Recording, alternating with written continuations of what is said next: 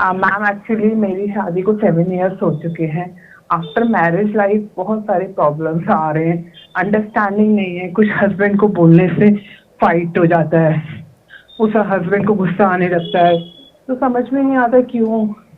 इसीलिए बहुत ज़्यादा टेंशन में हूँ मैम इस चीज़ को लेके कि क्या करूँ, इन सब चीज़ से कैसे बाहर आऊँ।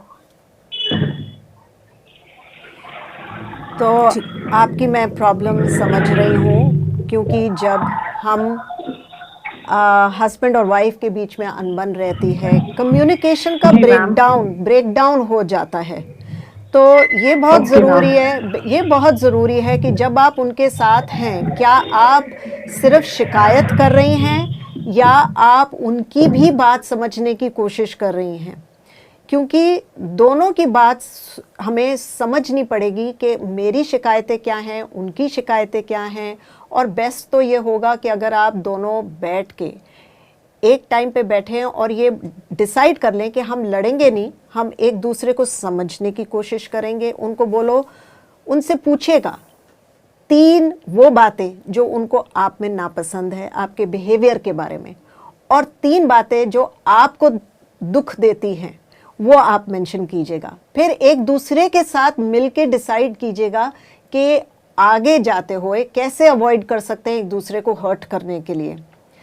क्या आप लोगों का इंटेंशन क्या है? साथ रहना है तो सुखी रहना है, या रोज हमें लड़ना है?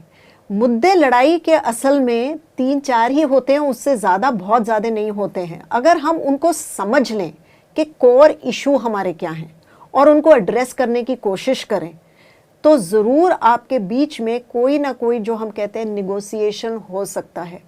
पर असल में क्या होता है कि हस्बैंड और वाइफ में जब थोड़ी सा तनाव आ जाता है रिश्ते में, तो हम रिएक्टिव हो जाते हैं। उन्होंने कुछ बोला, हमें बात चुभ गई, फिर हमने रिएक्शन दे दिया, वो बात उन्हें चुभ गई। क्योंकि अगर जब हमारा दिल दुख रहा है तो हमारे मुंह से भी वो बात निकल जाती है कि भाई इनको भी दुख होना चाहिए, इन्होंने मुझे दुखी किया, इनको भी दुखी होना चाहिए। तो इसमें रिएक्शंस में जो है बात बिगड़ने लग जाती है।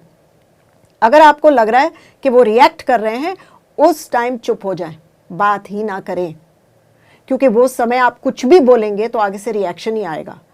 अगले दिन जब वो उनका दिमाग थोड़ा ठंडा हो, उस समय बैठें और उनसे बातचीत करें कि कल हमने ये बात की थी और ये बात मुझे चुभी।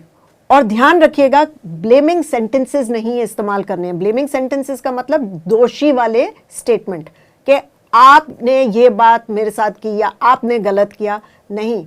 आपने फीलिंग स्टेटमेंट यूज करनी है। जब आपने मुझे ये बात कही तो मुझे ऐसा लगा या मुझे चोट पहुंची। अगर आप ऐसे एक दूसरे से बात करेंगे, कम्युनिकेट करेंगे, समझने की कोशिश करेंगे, तो आपकी सिचुएशन इम्प्रूव हो सकती है। पर इसके लिए एक सेल्फ कंट्रोल लाना पड़ेगा, क्योंकि असल में जब हमारा दिल बहुत दुखी होता है तो हम रिएक्शन दे ही देते हैं।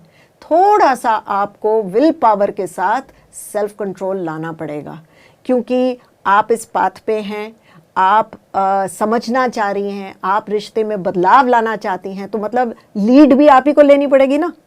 तो आप सोचिए कि 100% रिस्पॉन्सिबिलिटी मैं ले रही हूँ कि मुझे ये रिश्ते को सक्सेसफुल बनाना है, और इस संकल्प के साथ अगर आप मेहनत करेंगी, ये रिश्ता आपका ज़रूर इम्प्रूव होगा।